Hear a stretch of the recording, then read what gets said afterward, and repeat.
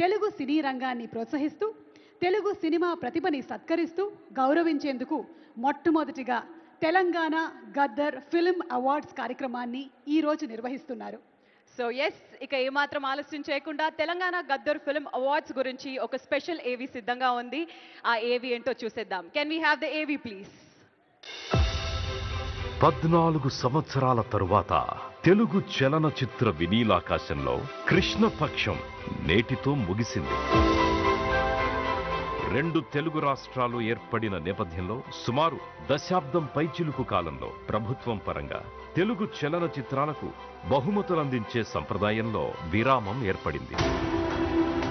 ఈ నేపథ్యంలో Telangana Gaddar film awards పేరుతో మాన్య ముఖ్యమంత్రి వర్యులు శ్రీ ఏ రేవంత్ రెడ్డి గారి సారథ్యంలోని తెలంగాణ రాష్ట్ర ప్రభుత్వం మరుగున పడిన సంప్రదాయాన్ని పునరుద్ధరించడం హర్షదాయకం, అభినందనీయం. తెలంగాణ రాష్ట్రంలో కవులకు, కళాకారులకు, సినీ ప్రముఖులకు రాష్ట్ర ప్రభుత్వం తరఫున అధికారికంగా ఇచ్చే అవార్డులకు గద్దర్ అవార్డ్స్ అనే పేరు పెట్టి గద్దరన్నను గౌరవించుకుందామని చెప్పి ఈ వేదిక మీద నుంచి చెప్తున్నా.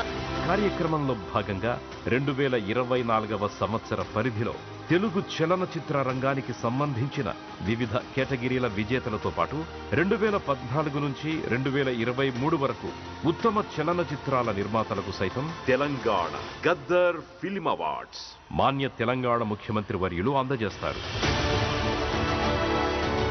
ఈ ఆనందోత్సవ సందర్భంగా తెలంగాణ రాష్ట్ర గౌరవ ముఖ్యమంత్రి వర్యులు శ్రీ ఏ రేవంత్ రెడ్డి గారికి, గౌరవ మాన్య ఉప ముఖ్యమంత్రి వర్యులు శ్రీ మల్లు భట్టి విక్రమార్క గారికి, గౌరవ రోడ్లు, భవనాలు మరియు సినిమాటోగ్రఫీ శాఖ మంత్రులు శ్రీ కోమటిరెడ్డి వెంకటరెడ్డి గారికి కృతజ్ఞతలు తెలియజేస్తూ తెలంగాణ చలనచిత్రాభివృద్ధి సంస్థ చైర్మన్, ప్రముఖ నిర్మాత శ్రీ దిల్ రాజు గారి ఆధ్వర్యంలో 14 సంవత్సరాల తరువాత మళ్లీ మన తెలుగు సినిమా పండగ నేడు అంగరంగ వైభవంగా జరుగుతోంది.